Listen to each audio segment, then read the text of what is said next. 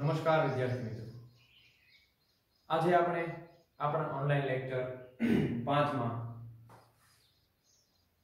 થેલ્સનો પ્રમેય અથવા તો સમપ્રમાણતાનું મૂળભૂત પ્રમેય અથવા સમપ્રમાણતાનું પ્રમેય એના વિશે ચર્ચા કરવા જઈ રહ્યા છીએ। તો તે પહેલા આપણે થોડીક માહિતી મેળવી લઈએ। આપણે આની પહેલાના લેક્ચરમાં ત્રિકોણની સમરૂપતા વિશે માહિતી મેળવી હતી, તમને ખ્યાલ જ હશે। તો તેમાં થોડી ટેક્સ્ટ બુકમાં થિયરી બેઝ માહિતી આપેલી છે, તે એકવાર આપણે ધ્યાનથી વાંચી લઈએ અને જોઈ લઈએ કે તે શું કહેવા માંગે છે। આપણે જાણીએ છીએ કે જો બે ત્રિકોણના અનુરૂપ ખૂણાઓ સમાન હોય તો તેમને સમકોણી ત્રિકોણ કહેવાય છે। જો બે ત્રિકોણના અનુરૂપ ખૂણાઓ સમાન હોય તો તેમને સમકોણિક ત્રિકોણ કહે છે। આ તમે આગળના ધોરણમાં જોઈ ગયા છો। તો પ્રખ્યાત ગ્રીક ગણિતજ્ઞ થેલ્સ નામના એક ગણિતશાસ્ત્રી હતા, જે ગ્રીક દેશમાં થઈ ગયા વર્ષો પહેલા। તેમણે બે સમકોણિક ત્રિકોણો વિશે અગત્યનું સ્ટેટમેન્ટ અથવા તો પ્રમેય જે કયો તે આપેલું છે। થેલ્સ નામના ગણિતજ્ઞએ બે સમકોણિક ત્રિકોણો વિશે અગત્યનું પરિણામ આપ્યું હતું। શું હતું તે પરિણામ? તો ચાલો તે જોઈ લઈએ। બે સમકોણિક ત્રિકોણોમાં પ્રત્યેક અનુરૂપ બાજુઓની જોડના ગુણોત્તર સમાન હોય છે। તેમણે એમ કહેલું કે બે સમકોણિક ત્રિકોણોમાં પ્રત્યેક અનુરૂપ બાજુઓની જોડના ગુણોત્તર સમાન હોય છે। બે સમકોણિક ત્રિકોણોમાં પ્રત્યેક અનુરૂપ બાજુઓની જોડના ગુણોત્તર સમાન હોય છે, જે આપણે ત્રિકોણની સમરૂપતા ટોપિકમાં જોઈ જ ગયા છીએ। આ સ્ટેટમેન્ટ આપણે એક વખત જોવાનું બાકી હતું, તે આપણે જોઈ લીધું। કોણે આપેલું છે? પ્રખ્યાત ગ્રીક ગણિતજ્ઞ થેલ્સે। તમને પૂછી શકે કે બે સમકોણિક ત્રિકોણોમાં પ્રત્યેક અનુરૂપ બાજુઓની જોડ ગુણોત્તર સમાન હોય છે। આ સ્ટેટમેન્ટ અથવા તો આ પરિણામ કોણે આપેલું છે? એક માર્કમાં પૂછી શકે ને? તો જવાબ શું આવશે? પ્રખ્યાત ગ્રીક ગણિતજ્ઞ થેલ્સે આપેલું છે। અને આ પરિણામ પરથી આ પરિણામનો ઉપયોગ કરીને થેલ્સનું પ્રમેય, જે હાલમાં થેલ્સના પ્રમેય તરીકે જાણીતું છે, આ પરિણામ પરથી આખો એક પ્રમેય સાબિત થયો છે, જે હાલમાં થેલ્સનો પ્રમેય અથવા તો સમપ્રમાણતાનું પ્રમેય અથવા સમપ્રમાણતાનું મૂળભૂત પ્રમેય અથવા તો તમને આ મોટું સ્ટેટમેન્ટ આપેલું છે એ પરથી જાણીતું છે। તો આજે આપણે જોવા જઈ રહ્યા છીએ સમપ્રમાણતાનું પ્રમેય અથવા તો થેલ્સનું પ્રમેય। તમને આ પ્રમેય 4 માર્ક્સમાં પૂછી શકે છે। ચેપ્ટર નંબર 6 ત્રિકોણમાં કુલ કેટલા માર્ક્સનું છે? 6 માર્ક્સનું। તો 6 માંથી ફરજિયાત એક 4 માર્ક્સનો પ્રમેય આવવાનો જ છે। તો મોટા ભાગે પાયથાગોરસનો પ્રમેય પૂછતા હોય છે, પરંતુ એ ન પૂછે તો થેલ્સના પ્રમેય પૂછાવાની શક્યતા ખૂબ જ છે। તો આમાં બહુ ઓછા પ્રમેય છે, તો આપણે બધા જ પ્રમેય સારી રીતે સમજી અને પાકા કરી લેશું, જેથી કરીને પ્રમેયના 4 માર્ક્સમાંથી આપણો એક પણ માર્ક્સ કપાવવો જોઈએ નહીં। તો ચાલો શરૂઆત કરીએ પ્રમેય સમજવાની। સ્ટેટમેન્ટ મેં બોર્ડ પર લખી દીધું છે, જે તમે જોઈ શકો છો। તો શું કહેવા માંગે છે ચાલો આપણે જોઈએ। પહેલા તમને પ્રશ્ન પૂછે કે સમપ્રમાણતાનું પ્રમેય લખો, અથવા એમ પણ પૂછે સમપ્રમાણતાનું મૂળભૂત પ્રમેય, ટૂંકમાં સમપ્રમાણતા શબ્દ વાપરેલો હોય, સમપ્રમાણતાનું પ્રમેય અથવા સમપ્રમાણતાનું મૂળભૂત પ્રમેય, થેલ્સનું પ્રમેય લખો એમ પણ કહી શકે। તો તમને ખ્યાલ હોવો જોઈએ કે સમપ્રમાણતાનું પ્રમેય એ થેલ્સનું પ્રમેય છે। થેલ્સનો પ્રમેય એવો પ્રશ્ન પૂછે તો તમને યાદ આવવું જોઈએ કે આપણે અહીં સમપ્રમાણતાનો પ્રમેય જ લખવાનો છે, અને આ પૂછાય તો આપણે સ્ટેટમેન્ટ પણ લખવું પડે। અને અથવા તમને સ્ટેટમેન્ટ આપી દે ડાયરેક્ટ કે જો ત્રિકોણની કોઈ એક બાજુને સમાંતર દોરેલી રેખાની બાકીની બે બાજુઓને ભિન્ન બિંદુઓમાં છેદે તો સાબિત કરો કે તે બાજુઓ પર કપાતા રેખાખંડો તે બાજુઓનું સમપ્રમાણમાં વિભાજન કરે છે। આવો પણ પ્રશ્ન પૂછી શકે. તો આમાંથી કોઈ પણ પ્રશ્ન હોઈ શકે છે. તો તમને ખ્યાલ આવી જવો જોઈએ કે આ પ્રશ્ન કયો છે. જો તમને એ જ યાદ નહીં આવે કે આ પ્રશ્ન જવાબ તમને આવડે છે પણ તમને એ જ ખ્યાલ નથી કે આ પ્રશ્નમાં જવાબ કયો લખવાનો છે, તો શું લખશું આપણે? એટલે ખાસ કરીને સ્ટેટમેન્ટ યાદ રાખજો અને એ પણ યાદ રાખજો કે થેલ્સનો પ્રમેય લખો એમ કે તો પણ આ જ લખવાનું છે અને સમપ્રમાણતાનું પ્રમેય લખો એમ કે તો પણ આ જ પ્રમેય લખવાનો છે, જે આપણી ટેક્સ્ટબુકમાં પ્રમેય 6.1 છે. તો ચાલો શરૂઆત કરીએ પ્રમેયની. સૌથી પહેલા તો આપણે સ્ટેટમેન્ટ પરથી આકૃતિ દોરવાનો પ્રયત્ન કરીએ. ચાલો એક આકૃતિ અહીં દોરીએ. શું કહેલ છે? જો ત્રિકોણની કોઈ એક બાજુને સમાંતર, એટલે કે કોઈ એક ત્રિકોણ આપેલો છે, તો સૌથી પહેલું કામ આપણે કરીએ ત્રિકોણ દોરવાનું. અહીં આપણે એક ત્રિકોણ A B C દોરીએ. જો ત્રિકોણની કોઈ એક બાજુને સમાંતર દોરેલી રેખા, એટલે ત્રિકોણ AB છે, ABC છે, તો તેની કોઈ એક બાજુને સમાંતર AB, BC અથવા AC ત્રણમાંથી કોઈ પણ એક બાજુને સમાંતર દોરેલી રેખા, કોઈ એક બાજુને સમાંતર દોરેલી રેખા બાકીની બે બાજુઓને ભિન્ન બિંદુઓમાં છેદે છે. એટલે કે હું ત્રણમાંથી કોઈ એક બાજુને સમાંતર એવી રેખા દોરું કે જે રેખા બાકીની બે બાજુઓને ભિન્ન બિંદુ એટલે કે અલગ અલગ બિંદુઓમાં છેદે છે. તો દોરું. ચાલો હું અહીં BC બાજુ BC ને સમાંતર એવી એક રેખા દોરું છું. તમે જોઈ શકો છો મેં બાજુ BC ને સમાંતર એવી એક રેખા દોરી છે.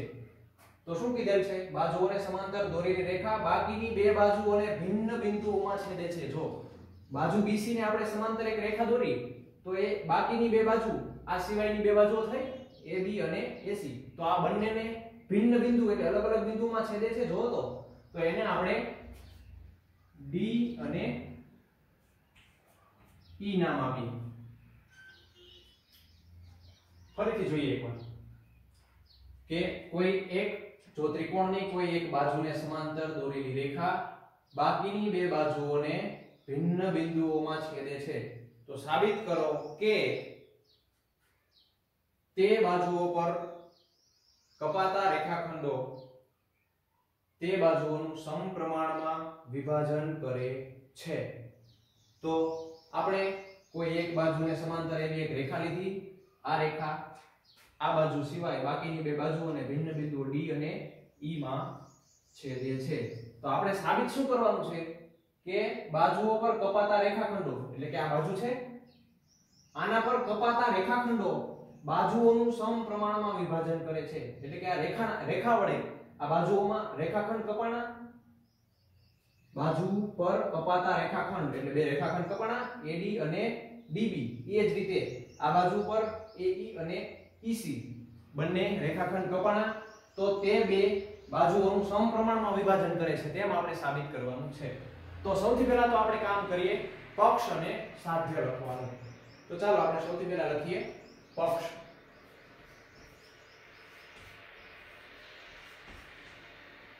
તો તમને ખ્યાલ જ છે, આપણે આગળ જોઈ ગયા કે પક્ષ કઈ રીતે લખવું અને સાધ્ય કઈ રીતે લખવું.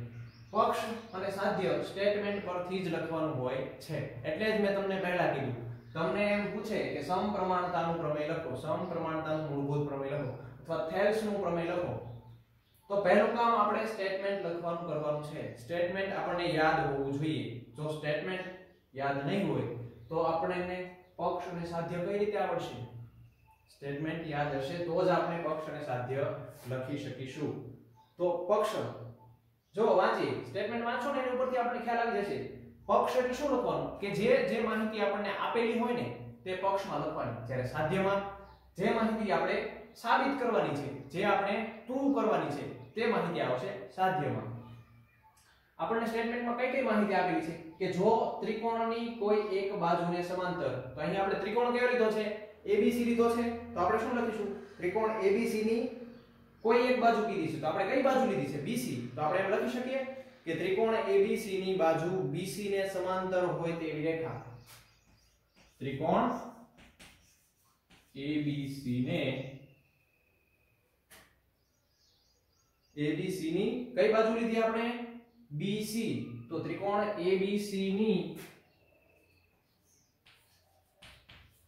બાજુ BC ને સમાંતર બાજુ BC ને સમાંતર લીધી આપણે તો બાજુ BC ને સમાંતર હોય તેવી રેખા કઈ લીધી આપણે DE લીધી તો બાજુ BC ને સમાંતર હોય તેવી રેખા બાકીની બે બાજુઓને જો વાંચો સ્ટેટમેન્ટ ત્રિકોણની કોઈ એક બાજુને સમાંતર દોરેલી રેખા એ ત્રિકોણ ABC ની બાજુ BC ને સમાંતર દોરેલી રેખા સમાંતર દોરેલી રેખા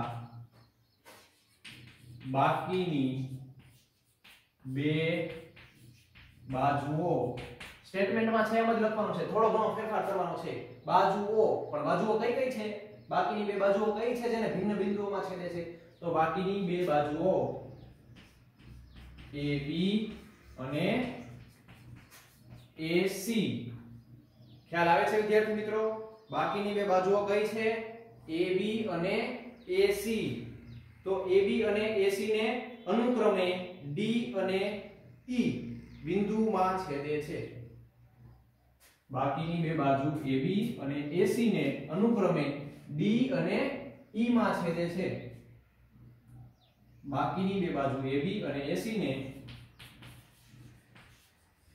અનુક્રમે D અને E માં છેદે છે આ થયું આપણું પક્ષ હવે આવશે સાધ્ય સાધ્ય એટલે શું તમને ખ્યાલ છે કે જે વસ્તુ જે માહિતી આપણે સાબિત કરવાની છે જે વસ્તુ આપણે પ્રૂવ કરવાની છે તેને કહીશું સાધ્ય તો સાબિત કરો કે તે બાજુઓ પર કપાતા રેખાખંડો તે બાજુઓનું સમપ્રમાણમાં વિભાજન કરે છે તો તે બાજુઓ પર કપાતા રેખાખંડો એટલે બાજુ AB અને AC પર કપાતા રેખાખંડો બંને બાજુ પર કપાતા રેખાખંડો તો બાજુ AB પર કયા કયા રેખાખંડ કપાય છે AD અને DB અને બાજુ AC પર AE અને EC તો તે બાજુઓનું સમપ્રમાણમાં વિભાજન કરે છે સમપ્રમાણમાં આપણે જોઈ ગયા કે સમાન ગુણોત્તર અથવા તો સમપ્રમાણ યાદ આવી ગયું સમપ્રમાણમાં એટલે શું થશે પહેલી બાજુ છે AB તો AB નું બે ભાગ કરશે સમપ્રમાણમાં AD અને DEB અને ઇઝ ઇક્વલ ટુ બીજી બાજુનું AE અને EC AE અને EC આ આપણે સાબિત કરવાનું છે ખ્યાલ આવે છે વિદ્યાર્થી મિત્રો પક્ષ અને સાધ્ય સમજાઈ ગયું તમને આપણે સ્ટેટમેન્ટ પરથી જ લખ્યું છે સૌથી પહેલા આપણે સ્ટેટમેન્ટ લખેલું છે ત્યારબાદ તેના પરથી આકૃતિ દોરી અને આકૃતિ અને સ્ટેટમેન્ટ બંનેની મદદથી આપણે પક્ષ અને સાધ્ય દર્શાવ્યું ત્યારબાદ હવે આપણે સાબિતી તરફ જવાનું છે ચાલો તો લખીએ હવે સાબિતી તો સૌથી પહેલું કામ આપણે કરીશું ત્રિકોણમાં બે બાજુઓને લંબાઈ દઈએ B અને E ને જોડી દઈએ D અને C ને જોડી દઈએ અહીં B નો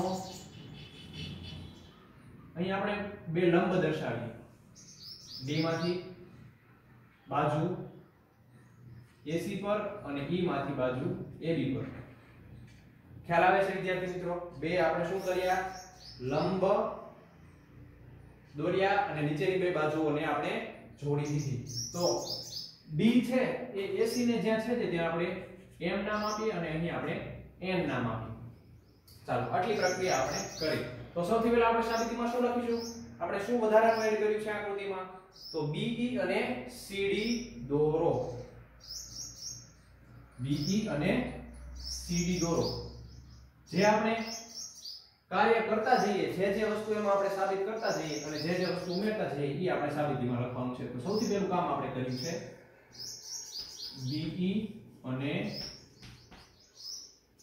CD દોરો BE અને CD દોર્યા ત્યારબાદ આપણે શું કર્યું છે વિદ્યાર્થી મિત્રો આપણે બે લંબ લીધા છે અને અથવા તથા તમે જે લખો એ લખી શકો છો E એમ EN અને DM બે લંબ દોરવાના છે તો સૌથી પહેલો લંબ કયો લીધો આપણે DM અને DM પણ કોને લંબ છે બાજુ AC ને DM લંબ AC અને EN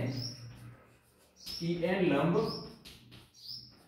AB દોરો અહીં આપણે બે લંબ દોર્યા છે ત્યારબાદ આપણે મેળવવાનો છે સમપ્રમાણમાં તો ત્રિકોણનું ક્ષેત્રફળ લખવું પડશે તમને લોકોને યાદ જ છે ત્રિકોણના ક્ષેત્રફળનું સૂત્ર શું છે ત્રિકોણનું ક્ષેત્રફળ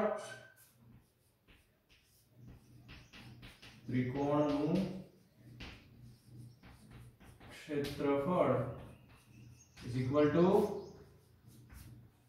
1/3 ગુણ્યા પાયો ગુણ્યા વેધ જે તમે ભણી જ ગયા છો તમને દરેક લોકોને યાદ જ છે ત્રિકોણનું ક્ષેત્રફળ તો હવે ચાલો શરૂઆત કરીએ હવે આપણે સાબિતીની તો સૌથી પહેલું કામ આપણે શું કરીશું નીચેના આપણે મેળવવાનું શું છે AD છેદમાં DB is equal to AE છેદમાં EC તો સૌથી પહેલા ડાબી બાજુ સાબિત કરવાનો પ્રયત્ન કરીએ તો ડાબી બાજુ સાબિત કરવા માટે આપણે ડાબી બાજુ કયા કયા ત્રિકોણ લેવા પડશે જો તો અહીંયા ડાબી બાજુ એટલે આ થશે AD અને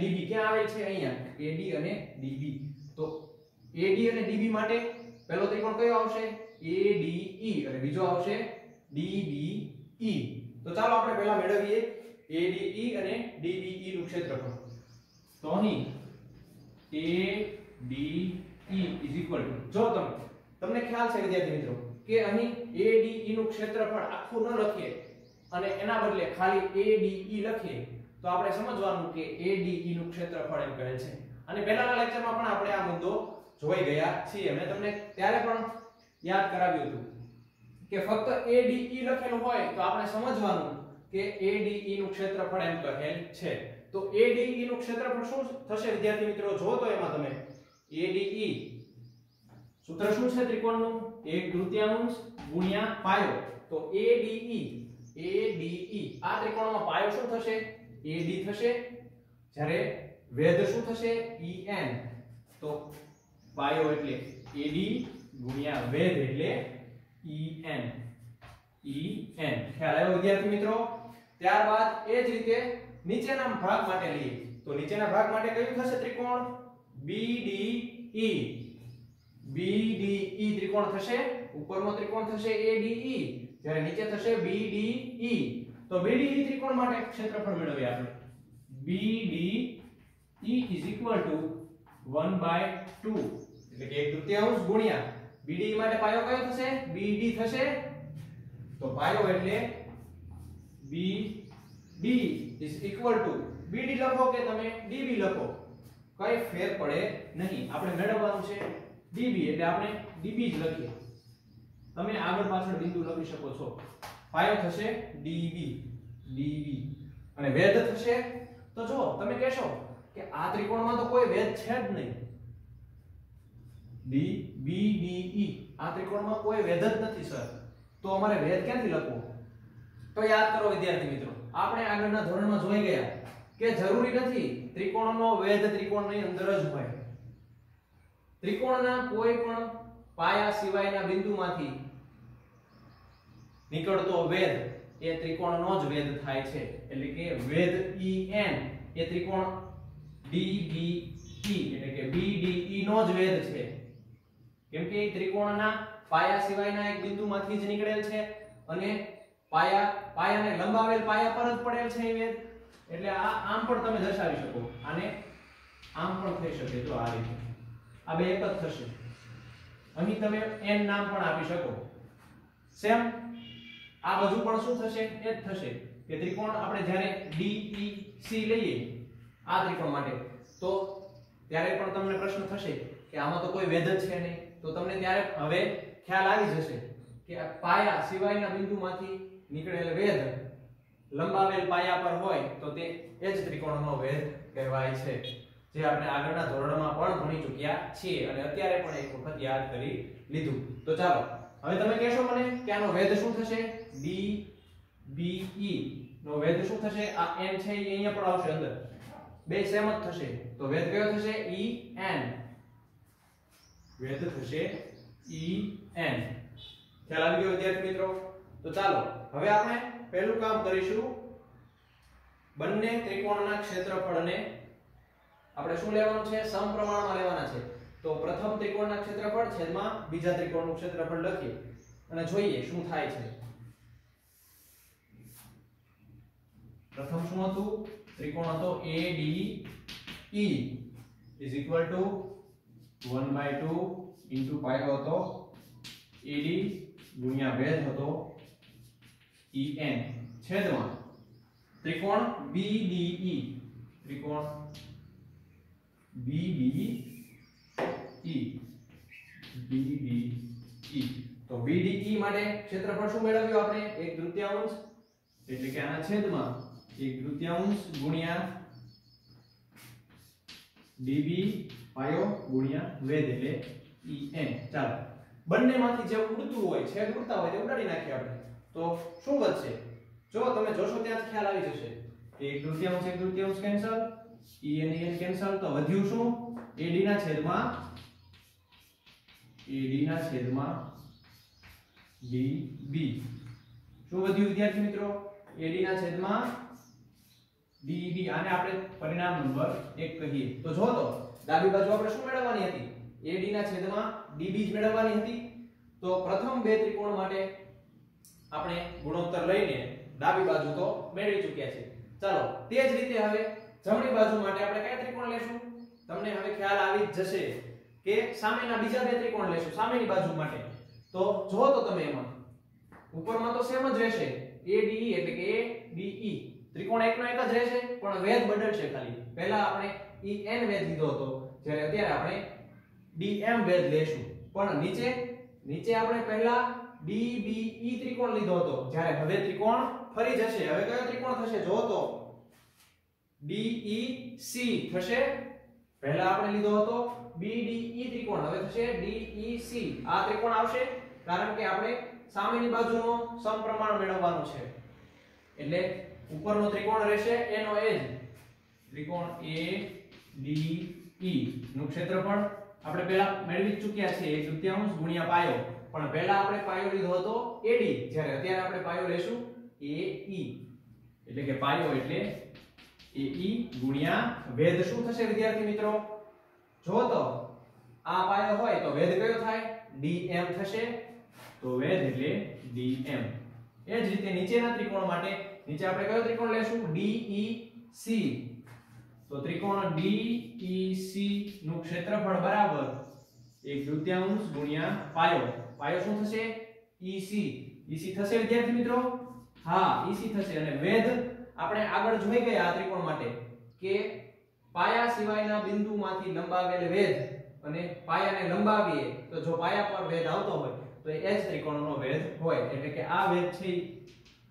આ અને આ બંને વેધ કેવા થશે સમાન આ એક જ થશે બે એટલે વેધ કયો થશે DM ખ્યાલ આવ્યો વિદ્યાર્થી મિત્રો ચાલો હવે આનો પણ આપણે ગુણોત્તર લઈ લઈએ AD નું ક્ષેત્રફળ છેદમાં DEC નું ક્ષેત્રફળ 1/3 AD નું ક્ષેત્રફળ શું છે 1/3 ગુણ્યા AE ગુણ્યા DM જ્યારે DEC નું ક્ષેત્રફળ છે 1/3 ગુણ્યા EC ગુણ્યા DM ચાલો ફરીથી સેમ વસ્તુ કરીએ છેદ ઉડતા હોય તે ઉડાડી દઈએ 1/3 કેન્સલ DM કેન્સલ તો શું વધ્યું AE ના છેદમાં EC આ મળ્યું આપણને સમીકરણ નંબર 2 ખ્યાલ આવે છે વિદ્યાર્થી મિત્રો આપણને સમીકરણ નંબર 2 પણ મળી ગયું છે તો જો જમણી બાજુ શું છે આપણી પાસે AE ના છેદમાં EC છે તો ડાબી બાજુ અને જમણી બાજુ તો મળી ગઈ તો હવે શું કરીશું તો હવે એક પોઈન્ટ છે જે તમે આગળ જોઈ ગયા કે જ્યારે બે ત્રિકોણના ક્ષેત્રફળની વાત કરેલી હોય તો આપણે કયા કયા બે ત્રિકોણ છે જો એક ઉપરનો તો ત્રિકોણ અલગ જ છે આખો કે ADE પણ નીચેની જ્યારે વાત કરીએ તો DBDE અને DEC બે ત્રિકોણની વાત કરેલી હોય ત્યારે જો બે ત્રિકોણનો પાયો સમાન હોય એટલે કે BDE અને DEC બે ત્રિકોણોનો જો પાયા સમાન હોય અને બે સમાંતર બાજુઓની વચ્ચે આવેલા હોય, બંને ત્રિકોણો સમાંતર બાજુઓની વચ્ચે આવેલા હોય તો બંને ત્રિકોણોનું ક્ષેત્રફળ હંમેશા સમાન થાય. આ તમે આગળ જોઈ ગયા છો.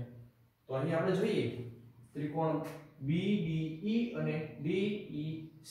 જો પાયો સમાન છે, બેમાં એક બાજુ સમાન આવે છે, કોમન આવે છે. ત્રિકોણ BDE અને DEC બંનેમાં એક બાજુ સમાન છે તો બંનેનો પાયો એક છે, સમાન છે. અને બંને ત્રિકોણો BC અને DE સમાંતર બાજુઓની વચ્ચે આવેલા છે તો એની પરથી આપણે કહી શકીએ કે ત્રિકોણ BDE નું ક્ષેત્રફળ ત્રિકોણ DEC નું ક્ષેત્રફળ. તો ચાલો એ વસ્તુ આપણે થિયરી સ્વરૂપે દર્શાવીએ લખીને. તો સૌથી પહેલા આપણે શું લખીશું કે ત્રિકોણ BDE અને ત્રિકોણ DEC એ એક જ પાયા DE પર અને બે સમાંતર બાજુઓ BC અને DE ની વચ્ચે આવેલા છે. ત્રિકોણ BDE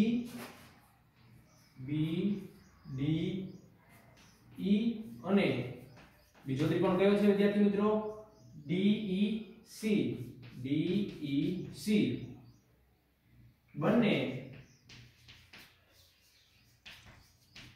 એક જ પાયા, કયો એક જ પાયો છે બંનેનો સમાન? DE પર આવેલા છે અને અથવા તો એક જ પાયા DE પર અને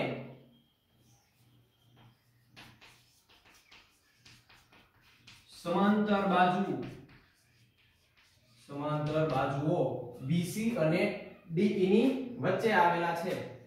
અહીંયા લખીએ આપણે ત્રિકોણ BDE અને ત્રિકોણ DEC બંને એક જ પાયો એટલે કે DE એક જ પાયા DE પર અને સમાંતર બાજુઓ BC અને DE ની વચ્ચે આવેલા છે. તો સમાંતર બાજુઓ BC અને DE ની વચ્ચે આવેલ છે. તેથી આપણે લખી શકીએ કે ત્રિકોણ BDE ત્રિકોણ DEC આમ થશે કારણ કે બંને એક જ પાયા પર અને સમાંતર બાજુઓની વચ્ચે આવેલા છે. તેથી ત્રિકોણ BDC DEC. આને સમીકરણ નંબર 3 કરીએ. તો જો આ બંને ત્રિકોણ સરખા હોય, ઉપરનો ત્રિકોણ તો એક જ છે ADE એટલે AD નું ક્ષેત્રફળ તો કોઈ પણ રીતે મેળવો, ભલે વેધ ફરે પણ ત્રિકોણનું ક્ષેત્રફળ તો એકનો એક જ રહેવાનું છે. અલગ અલગ વેધ દો તો પણ, કેમ કે એનું માપ, એનો જે એરિયા છે એ તો એટલો જ રહેવાનો છે. અહીં આપણને પ્રશ્ન હતો કે આ બંને ત્રિકોણ અલગ અલગ છે પણ એનું પણ સોલ્યુશન આપણને મળી ગયું કે જ્યારે બે ત્રિકોણ એક જ પાયા અને સમાંતર બાજુઓની વચ્ચે આવેલા હોય તો બંને ત્રિકોણના ક્ષેત્રફળ કેવા હોય? સમાન હોય. તેથી આ બંને ત્રિકોણ કેવા થશે? સમાન થશે. તેથી આ ઉપરનું અને આ ઉપરનો અડધો ભાગ AD અને DB અને AE અને EC બંને સમપ્રમાણ કેવા થશે? બંનેના ગુણોત્તર કેવા થશે? સમાન થશે. તેથી આપણે લખી શકીએ કે સમીકરણ 1 2 અને 3 પરથી क्या गયું પહેલું સમીકરણ? AD ના છેદમાં DB બીજું સમીકરણ છે AE ના છેદમાં EC. ખ્યાલ આવ્યો વિદ્યાર્થી મિત્રો? સમજાઈ ગયું? ચાલો ઝડપથી એક વખત આખો પ્રમેય જોઈ લઈએ. સૌથી પહેલા આપણે પ્રમેય પૂછેલ છે સમપ્રમાણતાનો પ્રમેય લખો અથવા ફેલ્સનું પ્રમેય લખો અથવા તો આ સ્ટેટમેન્ટ આપેલ હોય. સૌથી પહેલું કામ આપણે શું કર્યું? આકૃતિ દોરવાનું. આકૃતિ પરથી પક્ષ લખ્યું. પક્ષમાં શું લખ્યું? કે જે વસ્તુ આપણને સ્ટેટમેન્ટમાં આપેલું છે તે આપણે લખ્યું પક્ષમાં. શું આપેલ છે કે જો ત્રિકોણની કોઈ એક બાજુને સમાંતર દોરેલી રેખા બાકીની બે બાજુઓને ભિન્ન બિંદુઓમાં છેદે તો સાબિત કરો કે તે બાજુઓ પર કપાતા રેખાખંડો તે બાજુનું સમપ્રમાણમાં વિભાજન કરે છે. તો અહીંયા આપણે ત્રિકોણ કયો આપેલો છે? ABC. તો ત્રિકોણ ABC ની બાજુ કઈ બાજુ લીધી આપણે? અહીંયા BC. જરૂરી નથી BC, આપણે AB પણ લઈ શકતા હતા, AC પણ લઈ શકતા હતા, પણ ટેક્સ્ટ બુકમાં પણ BC જ લીધી છે. જો આપણે અલગ લે તો તમે ટેક્સ્ટ બુકમાં જ્યારે નજર કરે તો તમને એમ થાત કે આ અલગ બાજુ આવી ગઈ, તો તમે થોડા કન્ફ્યુઝ થઈ શકતા હતા. એટલે આપણે ટેક્સ્ટ બુકમાં છે એ જ બાજુ BC લીધી. તો અહીં આપણે કઈ બાજુ લીધી? BC. તો BC ને સમાંતર દોરેલી રેખા બાકીની બે બાજુઓ, BC ને સમાંતર દોરેલી રેખા બાકીની બે બાજુઓ એટલે કઈ થઈ? AB અને AC. બાકીની બે બાજુ AB અને AC ને અનુક્રમે D અને E બિંદુમાં છેદે છે. આ થયું આપણું પક્ષ. આ વસ્તુ આપણને આપેલી છે. ત્યારબાદ સાધ્ય શું હતું? આપણે શું મેળવવાનું હતું? સાબિત કરો કે તે બાજુઓ પર કપાતા રેખાખંડો તે બાજુઓનું સમપ્રમાણમાં વિભાજન કરે છે. તો તે બાજુઓ પર કપાતા રેખાખંડો AD, DB, AE, EC, તો આ બંને આ બે બાજુઓનું સમપ્રમાણમાં વિભાજન કરે છે. સમપ્રમાણમાં એટલે AD ના છેદમાં DB AE ના છેદમાં EC. આ વસ્તુ આપણે સાબિત કરવાની હતી. ચલો ત્યારબાદ સાબિતીમાં આપણે શું જોયું? સૌથી પહેલા તો આપણે ત્રિકોણમાં બે બાજુઓને લંબાવી દીધી, D અને E ને જોડી દીધા, B અને E ને જોડી દીધા, બે બાજુઓ બનાવી આપણે બે બિંદુઓને જોડીને. ત્યારબાદ બાજુ AC ને લંબ એવો DM દોર્યો અને બાજુ AB ને લંબ એવો EM દોર્યો. બે લંબ લીધા તો આપણે દર્શાવ્યું કે BE અને CD દોરો એ આપણી સાથે દોર્યા. ત્યારબાદ DM લંબ AC બાજુ ઉપર એક DM લંબ લીધો અને EN લંબ AB ઉપર એક લંબ લીધો EN, ઈ પણ આપણે દોર્યા. ત્યારબાદ ત્રિકોણનું ક્ષેત્રફળ, કેમ કે અહીં ત્રિકોણની જરૂર પડશે, તે ત્રિકોણના ક્ષેત્રફળની જરૂર પડશે તો જ આ સાબિત થશે. એટલે આપણે લીધું ત્રિકોણનું ક્ષેત્રફળ. ત્રિકોણના ક્ષેત્રફળનું સૂત્ર તમને લોકોને યાદ છે, 1/3 ગુણ્યા પાયો ગુણ્યા વેધ. સૌથી પહેલા આપણે સાધ્યમાં ડાબી બાજુ સાબિત કરવા માટે આપણે ડાબી બાજુ ત્રિકોણમાં બાજુ AB લીધી. તો સૌથી પહેલા AB માં આપણે શું લીધું? ત્રિકોણ AB ADE અને ત્રિકોણ BDE માટે લીધું. તો ત્રિકોણ ADE નું ક્ષેત્રફળ શું થશે? 1/3 ગુણ્યા પાયો ગુણ્યા વેધ. 1/3 પાયો શું થશે? AD, વેધ થશે EN. એટલે આપણે લખ્યું કે ત્રિકોણ ADE નું ક્ષેત્રફળ = 1/3 ગુણ્યા AD ગુણ્યા EN. ઈ જ રીતે BDE માટે આપણે લખ્યું 1/3 ગુણ્યા પાયો, તો પાયો થશે DB અને વેધ તો મેં તમને પહેલા પણ વાત કરી કે બાજુઓ કોઈ પણ ત્રિકોણમાં પાયા સિવાયના બિંદુમાંથી નીકળેલ વેધ અને લંબાવેલ પાયા પર જ જો તે વેધ આવતો હોય તો તે વેધ આપેલ ત્રિકોણનો જ થશે. તે તમે આગળના ધોરણમાં પણ ભણી ચૂક્યા છો અને અત્યારે પણ મેં તમને યાદ કરાવી દીધું. એટલે આ વેધ છે એ આ ત્રિકોણનો જ થશે. એટલે કયો વેધ થશે? EN. એટલે આપણે લખ્યું 1/3 ગુણ્યા DB ગુણ્યા EN. ત્યારબાદ બંનેનો ગુણોત્તર લીધો, ADE છેદમાં BDE. ADE નું ક્ષેત્રફળ હતું 1/3 ગુણ્યા AD ગુણ્યા EN અને BDE નું ક્ષેત્રફળ હતું 1/3 ગુણ્યા DB ગુણ્યા EN. અંશ અને છેદમાં જે સમાન હતું તે આપણે ઉડાડી દીધું, વધ્યું AD ના છેદમાં DB. એને સમીકરણ નંબર 1 આપ્યું, જે આપણી હતી ડાબી બાજુ. એ જ રીતે જમણી બાજુ મેળવવા માટે આપણે ફરીથી ઉપરનો ત્રિકોણ તો સેમ જ રહેશે ADE, તો એનું ક્ષેત્રફળ મેળવ્યું, પણ એમાં પાયો આપણે ચેન્જ કરી નાખ્યો, કેમ કે આપણે જોતી હતી સામેની બાજુ. એટલે કે પાયો તરીકે AE લીધો, વેધ આપણે DM લીધો. પહેલા આપણે વેધ લીધો તો EN, જ્યારે અત્યારે આપણે વેધ તરીકે લીધો DM, એટલે અહીં DM. ત્યારબાદ નીચેની બાજુ, તો હવે આપણે સામેની બાજુની વાત કરવાની છે. પાયો આ લેવાનો છે એટલે આપણે આ ત્રિકોણની વાત કરી DEC. તો ત્રિકોણ DEC બરાબર 1/3 ગુણ્યા પાયો શું થશે? EC અને વેધ શું થશે? પહેલા પણ આપણે વાત કરી છે કે પાયા સિવાયના બિંદુમાંથી નીકળતો વેધ કે જે લંબાવેલ પાયા પર આવતો હોય કે DM એ આપેલ ત્રિકોણનો જ વેધ થશે. તેથી 1/3 ગુણ્યા પાયો એટલે EC ગુણ્યા વેધ એટલે DM. 1/3 ગુણ્યા EC ગુણ્યા DM. હવે ફરીથી તેનો ગુણોત્તર લઈએ. ADE નું ક્ષેત્રફળ છેદમાં DEC નું ક્ષેત્રફળ. અંશ અને છેદમાં સરખું ઉડાડી નાખ્યું, વધ્યું શું? AE ના છેદમાં EC. આને સમીકરણ નંબર 2 કહી, જે આપણી છે જમણી બાજુ. ત્યારબાદ ડાબી બાજુ અને જમણી બાજુ મળી ગઈ, પણ હવે બંનેને સમાન દર્શાવવા માટે આપણે શું કરવું? તો આપણે સૌથી પહેલા લીધું ત્રિકોણ BDE અને DEC. બંનેને સમાન દર્શાવવા પડે તો આના ઇક્વલ હું લખી શકું. બંનેને મારે ઇક્વલ લખવા હોય તો આ બંને ત્રિકોણને મારે ઇક્વલ દર્શાવવા પડે, બંનેને સમાન સાબિત કરવા પડે. તો આપણે આગળના ધોરણમાં ભણી ગયા છીએ નિયમ કે જ્યારે બે ત્રિકોણનો પાયો સમાન હોય અને બંને ત્રિકોણ સમાંતર બાજુઓની વચ્ચે, સમાંતર રેખાખંડ અથવા રેખાની વચ્ચે આવેલા હોય, જ્યારે બે ત્રિકોણ અને બંનેનો પાયો સમાન હોય ને, તો બંને ત્રિકોણનું ક્ષેત્રફળ હંમેશા સમાન જ થાય. તો જો ત્રિકોણ BDE નો B અને ત્રિકોણ DEC બંને એક જ પાયા પર આવેલા છે. કયો પાયો છે? DE. DE એક જ પાયા પર આવેલા છે અને બંને સમાંતર બાજુઓ, અને સમાંતર બાજુઓ કઈ કઈ તો કે BC અને DE, સમાંતર બાજુઓ BC અને DE ની વચ્ચે આવેલા છે. તેથી આપણે લખ્યું કે BDE DEC, બંનેને આપણે સમાન દર્શાવી દીધા, સમાન સાબિત કરી દીધા.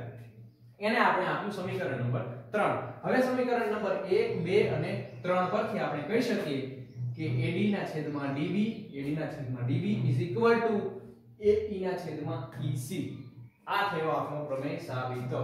થેલ્સનું પ્રમેય તમને પૂછે તો તમારે આટલી માહિતી દર્શાવવી પડે તો તમને 4 માંથી 4 માર્ક્સ પૂરા મળી શકે. પક્ષ થોડુંક મોટું છે પણ અઘરું નથી જરાય. તમે સ્ટેટમેન્ટ સમજશો એટલે તમને ઓટોમેટિક આવડી જશે. જો ગોખવાનો પ્રયત્ન કરશો તો જવાબ આવશે નહીં, પરંતુ ધ્યાનથી એક વખત વાંચી સમજી અને લખી નાખશો એટલે તમને આરામથી આવડી જશે અને સાધ્ય પણ આવડી જશે. અને સૌથી પહેલું આપણે કામ કરીશું આકૃતિ દોરવાનું, અને ત્યારબાદ આકૃતિ પરથી સરળતાથી આપણે સાબિતી આપી શકીશું. આટલી વસ્તુમાં તમને 4 માર્ક્સ પૂરા મળી જાય છે. એટલે વિદ્યાર્થી મિત્રો ધ્યાનથી પ્રમેય સમજજો, તમારી નોટ્સમાં ઉતારી લેજો અને સમજી લેજો. આજ પૂરતો આપણે આટલું રાખીશું. આગળની માહિતી મેળવીશું આગળના લેક્ચરમાં. નમસ્કાર.